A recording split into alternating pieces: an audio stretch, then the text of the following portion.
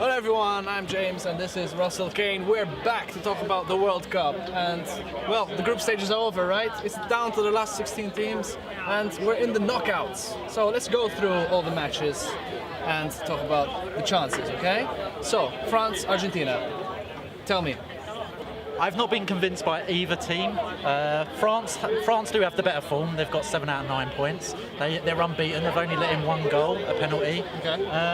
But Argentina bounced back with a win over Nigeria. Messi scored, so they're on the up. So yeah. I think it's a hard game to call. I think it's hard. A lot of people are favouring France, but I think it's harder to call than that. So I see it being a draw in normal time.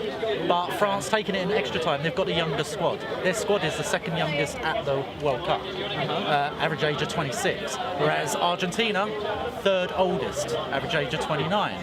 So yeah, I think the youth of France's squad will see them through extra time in this game.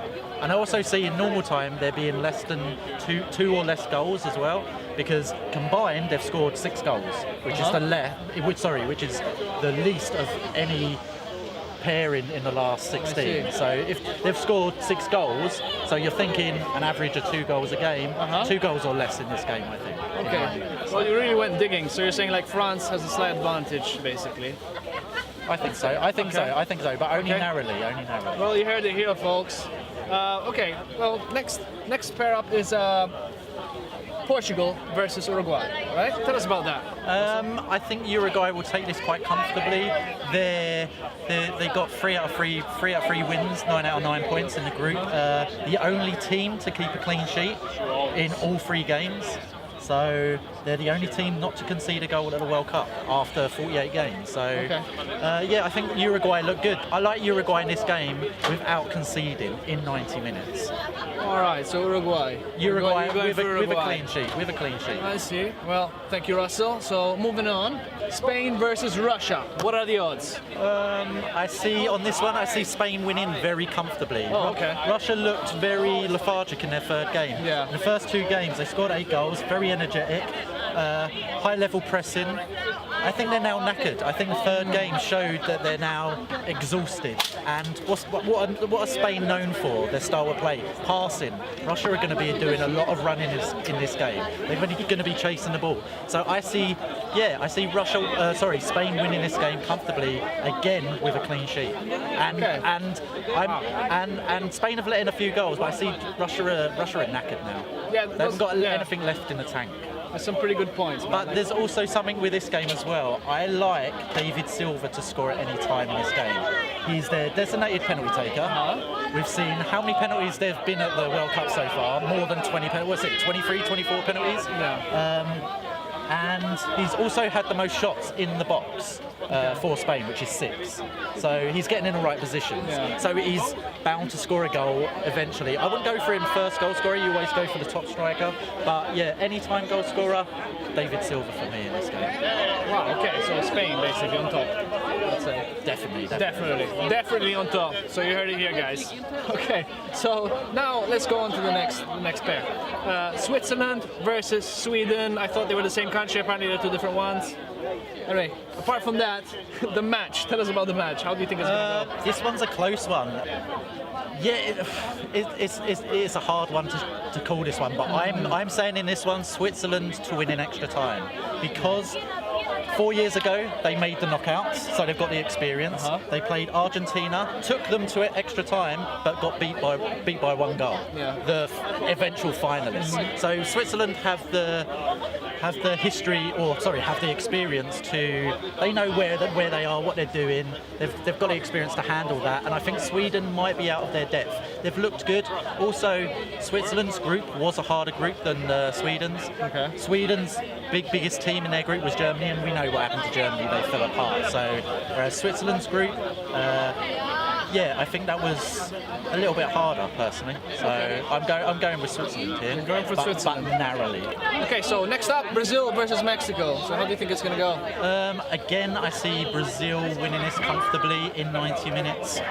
Mexico got hammered by Sweden in their last game. I think Mexico are on the downward trajectory. I see. Because they started off very well, beating Germany, Yeah, but then just like they lost their downhill. first game 3-0. Yeah. Whereas Brazil drew their first game with Switzerland and then won the next 2 games 2-0. Neymar's in better form. He played very good in their last game. And the bet here I like is Brazil comfortably in 90 minutes, winning the game. I also like Neymar for first goal in this game. He's had the most shots in the World Cup on target, which is 8. And like I say, if you saw the last game, very good, very good. He's only got 1 goal, but I think here he's getting in the right places. If he's had 8 shots on target, the most of any player, he's getting in the right places. His movements, yeah, very good. So I like Neymar first goal scorer in this game. Brazil by a landslide. I wouldn't say. Okay. Maybe not landslide, at least but 2. At least 2. At least 2 goals. Well, that's decent. It's decent. That's yeah. decent.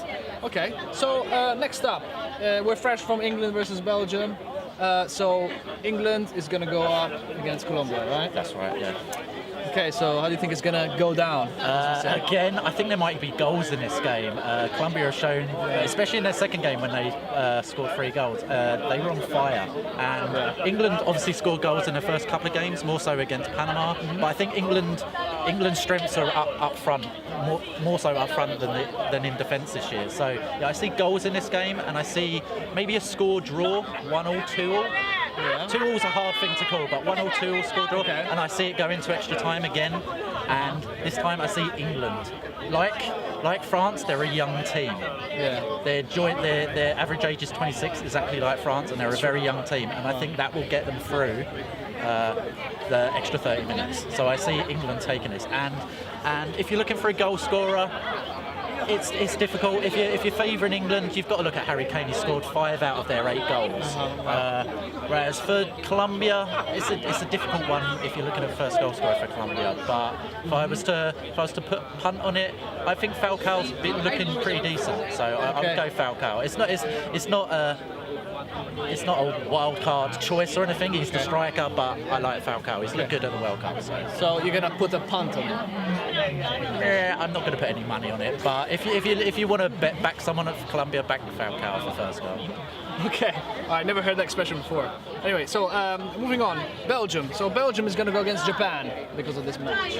So how's that going to play out, you think? Belgium should win this comfortably in 90 minutes. Again, yeah. Should keep a clean sheet, I would say.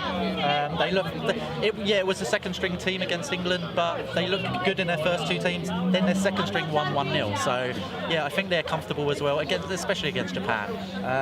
I would back on this one. I would back Lukaku. He got 4 goals in the first 2 games, 2 braces. So I think he's the safe bet again.